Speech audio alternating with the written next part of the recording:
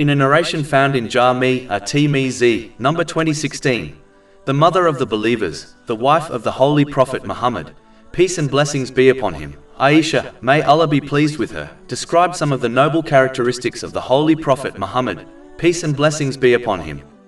She advised that he was neither obscene nor loudmouthed. He never replied evil with evil, and instead forgave and overlooked the faults of others. First of all Muslims must understand that it is a duty on them to adopt the noble characteristics of the Holy Prophet Muhammad, peace and blessings be upon him. Chapter 3 Ali Imran, verse 31. Say, if you should love Allah, then follow me, so Allah will love you and forgive you your sins. And chapter 33 Al-Ahzab, verse 21.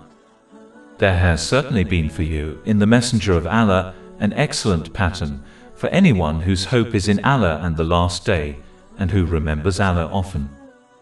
A Muslim must never act or speak in an obscene way, as this is hated by Allah, the Exalted, according to a narration found in Imam Bukhari's Adab al-Mufrad, number 464. Behaving in this manner is the very essence of bad character. And as good character will be the heaviest thing in the scales of Judgment Day, according to a narration found in Jami' at-Tirmidhi, number 2003. One can predict the evil outcome of the one who reaches the Day of Judgment as an obscene person. In addition, the one who is obscene in speech is much more likely to enter hell, as it only takes a single evil word to cause one to plunge into hell on Judgment Day. This has been warned in a narration found in Jami' at-Tirmidhi, number 2314. Put simply, true faith and obscenity can never gather in a single person. A Muslim should not be loud-mouthed, as this leads to the loss of respect from others, especially one's relatives. The loud-mouthed often comes across aggressive and can easily frighten others.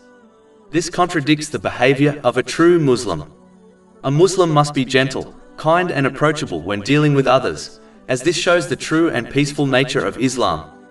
Chapter 31 Luqman, verse 19. And lower your voice, indeed the most disagreeable of sounds is the voice of donkeys. Finally, a Muslim must understand that as people are not perfect, they are bound to make mistakes. Just like a person desires to be forgiven by Allah, the Exalted, they should overlook and pardon others. Put simply, how one treats others is how they will be treated by Allah, the Exalted. It is foolishness not to forgive others, yet expect the forgiveness of Allah, the Exalted. Chapter 24 An-Nur, verse 22. And let them pardon and overlook. Would you not like that Allah should forgive you? But it is important to note that forgiving others and blindly trusting others are two separate things. One is encouraged to forgive others for the sake of Allah, the Exalted, but they must also take the necessary steps to avoid being wronged by their abuser again. Meaning, they should adjust their behavior in order to protect themselves so that history does not repeat itself, while continuing to treat others according to the teachings of Islam. Over 400 free ebooks, audiobooks, infographics, podcasts and blogs available on our website, www.shaykhpod.com.